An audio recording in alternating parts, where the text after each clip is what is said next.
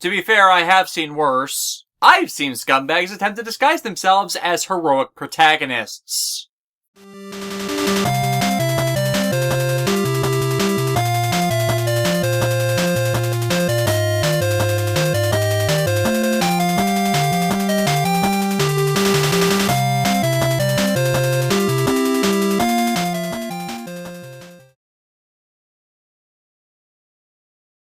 So we finally hit the start of the filler episodes of the season, with Miss Mariko and Toru inviting Netto, Mail, and Chisao along to a Hot Springs Club meeting which the two belong to, out in Yoka Village on the outskirts of the region.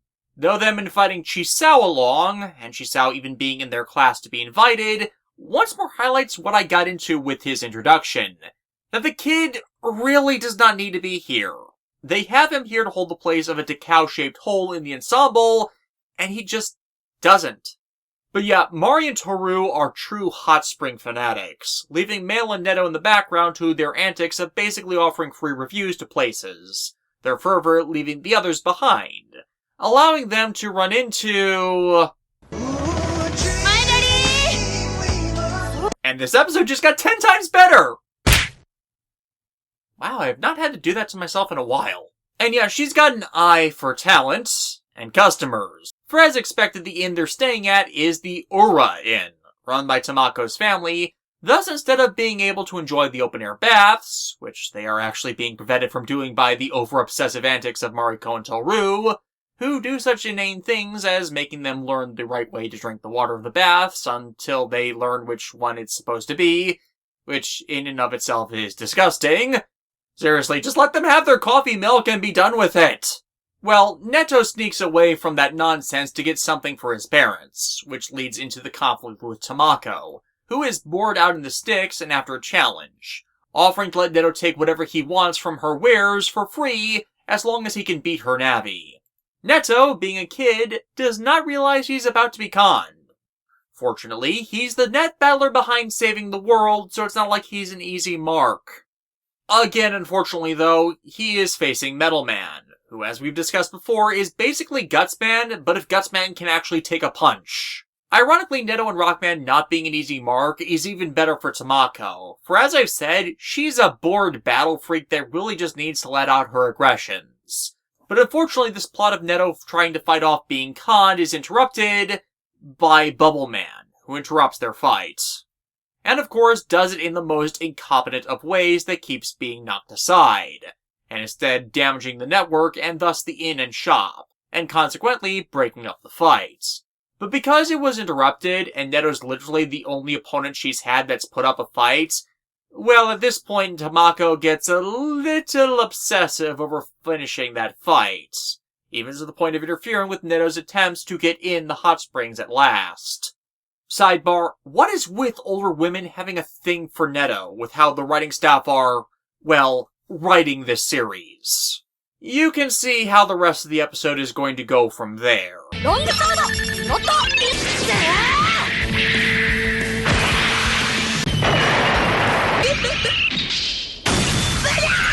Every time Rock and Metal Man would try and have their match, Bubbleman would attempt to intervene and attack Rockman with some covert esoteric means. That by proxy would set off something in the building's network that put a pause in the fight and lead to Bubbleman getting injured, and Netto never getting his chance at the hot springs.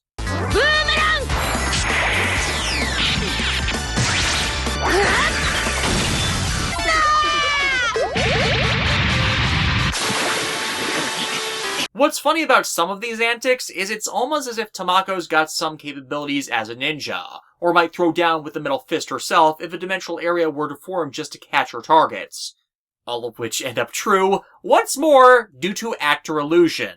As Tamako's actress, Takako Honda, on top of doing a ton of Japanese dubs of American movies and TV shows, is also known for playing Anko Mitarashi, Pokemon Hunter J from the Sinnoh arc of the anime, and Electra Jill Lowenhertz from Cross Age, on top of being the second Japanese actress to voice the Tomb Raider herself, Lara Croft. And see, this plot would be fine if this was Netto and Tamako's battle doing this, showing how cluttered a normal network can be with the system it runs with regards to people having fun in the future just facing a challenge. But as the problem with Bubbleman's episodes generally is, most .exe fans hate Bubbleman, and we don't like seeing him around even if he is purportedly the comic relief Waspinator type villain for the series.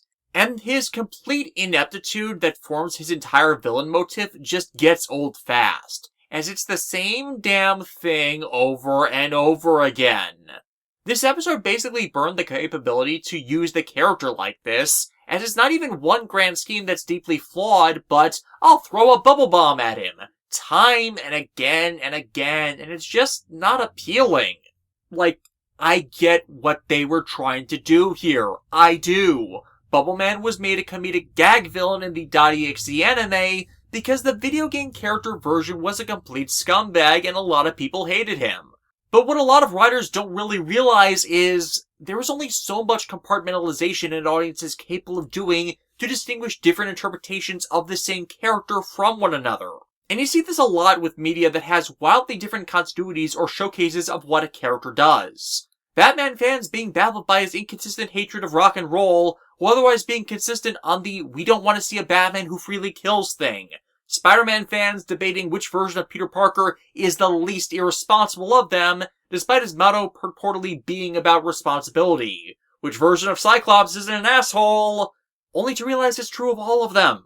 For Japanese media fans, it's usually not that huge a divergence, as under normal circumstances, a light novel, manga, or video game being adapted into anime or live-action form has the makers follow the pre-existing media to take characterization and motifs for a character from, unless the company is creating a compilation movie, and if a compilation movie happens, all bets are off, as all anime compilation films across the board fail to respect the importance of character nuance in their grand bastardization of those stories. But here, with the .exe anime, things are consistent with the games, up to a point. And then since there's only so much time in the games to consider what these characters are, that past these, they've got to create more from something. And it can only do so much with a murderous scumbag whose means of attack involve water and soap bubbles. Making him completely inept? That makes sense, but it still doesn't make us want to see the guy more. I said he could be seen as a sort of Waspinator for the .exe anime, but the key to why Waspinator in Transformers Beast Wars worked was because the staff writers actually hated trying to deal with the character but were forced to use him. Thus, in the process of using the story to hate on the guy, they unintentionally came to love him as he became an important part of the series' comic relief, with how they'd spent so much time busting him up. And the fact he did go through that much torment, while not appearing to be that bad a guy, got the audience endeared to him. But here, with this series, sorry, they never pulled that off. Bubbleman is Axess Onward's version of the Cutman brothers, and he never stops being annoying or diverting attention from better tales than his. But yeah, in the final face-off they have, Tamako goes all out from the start.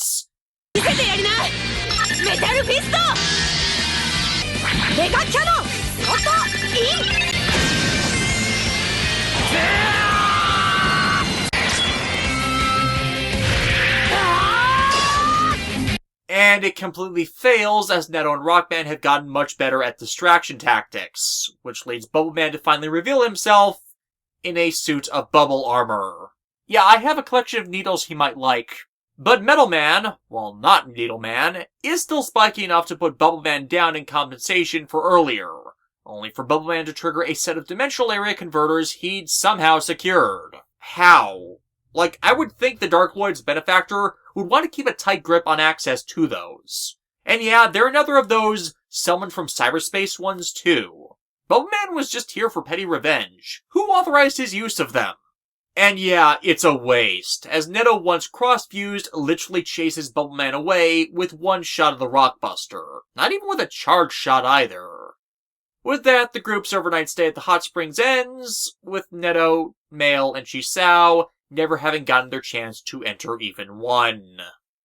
The wrap-up. We have a hot springs episode, as this is an anime cliché. We have thirsty Battlemania Battlemaniac to Tamako, who just needs to sleep with something.